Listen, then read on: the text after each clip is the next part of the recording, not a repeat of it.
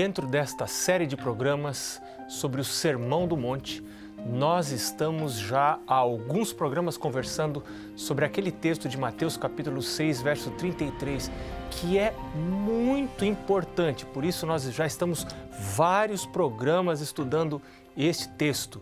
Jesus disse: "Mas buscai em primeiro lugar o seu reino e a sua justiça, e todas as outras coisas vos serão acrescentadas." Jesus não está dizendo apenas para buscarmos o reino de Deus e a justiça de Deus. Claro que isso é importante. Eu preciso estar empenhado em buscar o reino de Deus, buscar a justiça de Deus. Mas cada detalhe do que Jesus falou é importante. Ele disse, em primeiro lugar. E aqui é onde muitas pessoas falham. E às vezes eu mesmo falho. É uma luta constante. Eu confesso a você que estou nesta luta, resolvi que não vou desistir desta luta. Às vezes falho em colocar ao Senhor em primeiro lugar, mas não vou desistir. Eu vou continuar nesta luta para sempre manter o Senhor em primeiro lugar no meu dia. Não só na minha vida, pessoalmente, na minha vida pessoal, como na vida da minha família. Nas rotinas da minha família, o Senhor precisa estar em primeiro lugar. Sabe, alguém precisa chamar para si a responsabilidade de colocar ao Senhor em primeiro lugar nas rotinas, na vida da família, no dia a dia da família. A Bíblia diz, a Bíblia sugere que isso deve ser o marido, deve ser o pai. Ele deve ser o responsável pela vida espiritual, o cabeça, deve assumir a liderança espiritual da casa. Na ausência do pai, na ausência física ou moral do pai, do marido, do esposo, então a esposa ou a mãe deve assumir a liderança da sua casa. A casa não pode ficar sem liderança espiritual, porque alguém precisa estar à frente.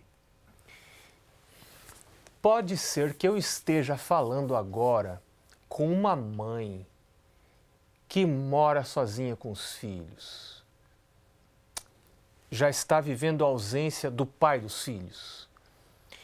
E talvez você não sente que é respeitada pelos filhos. Você já desistiu de assumir a liderança espiritual. Você já não acha que é possível voltar a ter a liderança da casa em qualquer área, quanto menos a liderança espiritual da casa. Eu quero falar com você hoje. Não desista. Não desista dos seus filhos. Não desista de buscar a liderança espiritual da sua casa. Continue envolvida nesse processo. Eu sugiro a você não fazer nada por força ou por violência. A palavra de Deus diz, não por força nem por violência, mas pelo meu espírito, diz o Senhor. Quando as palavras já não resolvem, os joelhos podem ajudar. Se você já não consegue mais resolver os problemas, talvez já tentou com brigas, com maneiras que não são apropriadas, e você já perdeu completamente a autoridade da sua casa, então agora é o momento de você dobrar os joelhos e entrar numa batalha espiritual pela vida da sua casa, pela vida dos seus filhos, pela liderança espiritual da sua casa. Deus colocou sobre você essa responsabilidade. Não fuja dessa responsabilidade. Não desista dos seus filhos. Pague o preço por reaver esta liderança espiritual. E o preço é uma vida de oração. Busque ao Senhor em particular. Coloque esse caso diante do Senhor. Coloque os seus filhos diante do Senhor. Diga ao Senhor o que está pressionando você. Confesse os seus pecados. Pode ser que existam erros na sua vida que estejam impedindo a você de assumir a liderança espiritual. Talvez você esteja sendo uma pessoa que cede demais. Talvez você esteja usando de dureza excessiva. Não sei. Deus vai revelar a você. Eu quero recomendar a você, nesse caso especialmente nesse caso, a leitura detida, considerada do livro Orientação da Criança. Você pode conseguir esse livro em cpb.com.br. Este livro é muito importante. Dentro deste livro, Deus vai dar a você ferramentas para você reassumir ou assumir pela primeira vez, se você nunca teve, a liderança espiritual da sua casa. Deus deseja que alguém chame para si a responsabilidade. E a liderança espiritual da casa começa com o líder da casa indo a Jesus. Eu me lembro da história de alguém que fez isso. Essa história está no Evangelho de Mateus, no capítulo 9. Essa história é muito significativa. Alguém que tinha uma filha que estava morrendo. Olha só, você tem um filho que está meio morto para Deus em casa? Você tem uma filha que já não quer saber de Deus, da igreja, de coisa alguma? Veja o que aconteceu, Mateus capítulo 9, versos 18 e depois 23 a 26. Diz assim: enquanto estas coisas lhes dizia, eis que um chefe, aproximando-se de Jesus, o adorou e disse: minha filha faleceu agora mesmo, mas vem, impõe a mão sobre ela e viverá. Para Jesus não tem coisas impossíveis. Esta menina já tinha morrido. Para Deus há conserto até para a morte. Seu casamento morreu, sua casa está morta, seus filhos estão mortos para as coisas de Deus, para a vida verdadeira. Você tem filhos envolvidos em drogas, você tem filhos que agora estão com envolvimento sexual inapropriado, fora do plano de Deus, e você sofre com isso, você sabe disso. Bem, você precisa pôr limites na sua casa, dentro do território da sua casa, precisa haver alguns limites. Deus pode ajudar você a colocar esses limites. Este homem já não tinha mais o que fazer. Ele havia perdido a filha. A filha já havia falecido. Mas veja o que ele diz. Mas vem, ele convida Jesus. Vem, Jesus, impõe a mão sobre ela e viverá. Eu animo você a convidar Jesus, primeiro para a sua vida. Vem, Jesus. Depois convida Jesus para a sua casa. Vem, Jesus. Já não dá mais nada mais dá certo, você não tem esperança. Convide Jesus. Chame Jesus para a sua vida primeiro, depois para a sua casa.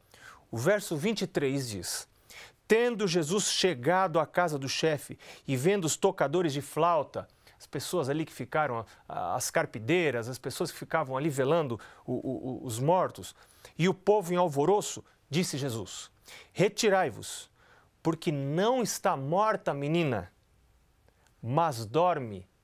E riam-se dele. Depois Jesus explicou, claro que ela havia morrido, mas para Deus a morte é um sono, porque Deus pode ressuscitar e existe a ressurreição. E o verso 25 diz: mas afastando-se o povo, entrou Jesus, tomou a menina pela mão e ela se levantou. E a fama deste acontecimento correu por toda aquela terra. Houve uma época de minha vida em que eu estive morto para as coisas de Deus, afastado dos caminhos de Deus. E eu, pelas memórias que tenho, me lembro de meus pais tentando fazer algumas coisas que não deram certo. Por fim, meus pais procuraram fazer o que sempre dá certo: dobrar os joelhos e orar pelo filho. Eu me lembro de um dia, nessa época eu praticava atletismo. Imagina que atleta que eu era. Mas eu pensava que era atleta. E eu praticava atletismo, eu corria todos os dias. Ainda hoje eu finjo que sou atleta e procuro correr. Mas nesse tempo eu achava que era mais atleta ainda. E me lembro que um dia meu pai se ofereceu para correr comigo. Eu não gostei muito porque eu pensei que meu pai não correria tão bem quanto eu. Então eu não gostei, mas aceitei contra a vontade que meu pai fosse correr comigo. E você sabe que uma ofensa para o corredor é você oferecer carona ou você fazer menção de parar no meio da corrida, porque a glória, o orgulho do corredor é ir até o fim e não parar, e pagar o preço de ir até o fim. Mas eu me lembro que no meio da corrida, o meu pai, e nós estávamos correndo no meio de uma mata, na periferia de São Paulo, naquela época havia uma mata linda, e no meio da mata meu pai disse, olha, vamos dar uma paradinha, ali dentro tem um lugar onde as pessoas oram, havia um culto da madrugada que acontecia naquela mata toda semana, todos os sábados pela manhã, havia um púlpito de madeira, lugar para as pessoas sentarem, e meu pai disse, eu vou entrar, tinha uma picada na mata, eu vou entrar para orar, vamos junto? E eu disse, eu não posso parar de correr, eu estou treinando. E meu pai disse, então você vai correndo e eu vou entrar aqui para orar. E eu me lembro que eu, para esperar meu pai, fiquei correndo para lá e para cá, para lá e para cá, até que meu pai saísse do seu momento de oração. E eu sabia pelo que meu pai estava orando. Provavelmente meu pai entrou naquela mata para orar por mim. Este pai foi a Jesus. A filha havia morrido. Eu estava morto. Meu pai foi a Jesus. Você pode ir a Jesus. Você pode clamar a Deus por um milagre. Quando as suas forças já faltam, quando você já não tem mais o que fazer, você pode ir a Jesus. Mas você pode ir a Jesus antes de chegar nesse ponto. Você agora pode ir a Jesus. Talvez seus filhos ainda não morreram. Talvez seus filhos ainda não estejam mortos para Deus. Mas vá agora a Jesus. Através da oração, coloque uma cerca ao redor dos seus filhos. Deus tem um chamado para você. Deus está chamando você para assumir a posição de líder da sua casa, líder espiritual da sua casa. Seus filhos precisam disso. Você também precisa disso. Que privilégio é chamar a Jesus para dentro de casa? Deus dá para você esse privilégio? Deus dá para mim esse privilégio? Olha, logo depois do intervalo, eu quero conversar mais com você sobre o culto da família. O culto da família é a atividade espiritual central de uma casa. Quando ele acontece, a família é uma família cristã. Quando não existe culto, a família não é uma família cristã, ainda que frequente a igreja. Mas a gente vai lá e volta, você espera a gente aí.